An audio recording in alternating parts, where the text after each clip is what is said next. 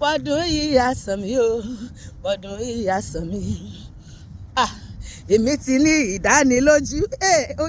ó ti ṣú ọ̀jù pé nínú ọdún tí mo wà yìí ìwọ ńkọ́ gbogbo ọ̀rọ̀ mi ní láti ìdáyọ̀ pàṣípà ìlérí Olúwa ní láṣìṣẹ́ mo ló ti di dáadáa o lójú oṣó lójú àjẹ́ lójú àwọn amọ̀níṣe ní afẹ́mọ́níṣe ní aṣẹ́nipẹ́ dáhùn àwọn tó fẹ́ kíyàn kú ṣùgbọ́n tó fẹ́ kó jẹ́yàn wọ́n fẹ́ kíyàn jẹ́yàn ọ̀rọ̀ mi ní láti ìdáyọ̀ o àníṣe báyé fẹ́ báyé kan o ọ̀rọ̀ mi máa dayọ̀ dandan èmi ti ní ìdánilójú àníṣe pé nínú ọdún tí mo wà yìí kò ní dọdún tó ń bọ̀ gbogbo ọ̀rọ̀ mi ní láti ìdayọ̀ aláṣepé lọ́lọ́ ó máa ṣe tèmi láṣepé ni bẹ́ẹ̀ ni ìlérí Olúwa ní láti ṣẹ torí pé aláṣepé lọ́lọ́run wa ìṣiṣẹ́ rẹ̀ láàbọ̀ ó ti ṣetán láti tọ́ ìṣòro mi àti ìwọ náà tó ń gbọ́ mi Olúwa máa tọ́ ìṣòro wa aláṣepé lọ́lọ́run wa Olúwa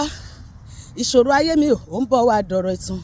mo máa fi ṣetán pa lórúkọ Jésù Olúwa gbogbo àìní ayé mi ò ń bọ̀ wá dọ̀rọ̀ ìtàn ó pẹ́ títí akólòlò mi á pe bàbá ó pẹ́ títí akólòlò mi á pe yeye ìṣòro ayé mi ò tún wo bí àpáta o ọ̀rọ̀ ẹ̀gàn kọ́ o ó ń bọ̀ wá dọ̀rọ̀ ìtàn ṣílẹ̀kùn ayọ̀ mi bàbá ṣílẹ̀kùn ayọ̀ mi ìwọ ló ní kọ́kọ́rọ́ Dáfídì Olúwa ṣílẹ̀kùn owó fún mi owó tabua ilẹ̀kùn ọmọ rere látòrí tẹ̀ ṣí ilé ọmọ mi gbé ọmọ aláyọ̀ sí ṣí ilẹ̀kùn iṣẹ́ ológo fún mi ṣí ilẹ̀kùn àṣeyọrí fún mi ṣí ilẹ̀kùn àlùyọ fún mi ṣí ilẹ̀kùn ìbùkún fún mi ilẹ̀kùn ọrọ̀ ilẹ̀kùn òkìkí ilẹ̀kùn àṣeyọrí ilẹ̀kùn ìgbéga ilẹ̀kùn ìbùkún ilẹ̀kùn ìfọ̀kànbalẹ̀ ilẹ̀kùn àlàáfíà ilẹ̀kùn ẹ̀mí gígùn Olúwa ṣí tó bá ti ṣí kò sẹ́ni tó lè tì ìwọ ló ní kọ́kọ́rọ́ Dáfídì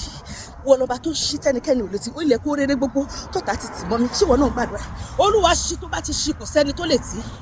ṣílẹ̀kùn ayọ̀ mi bàbá ṣílẹ̀kùn ayọ̀ mi ìbànújẹ́ ò jẹ́ kó jìnnà sílé mi o wàá múnú mi dùn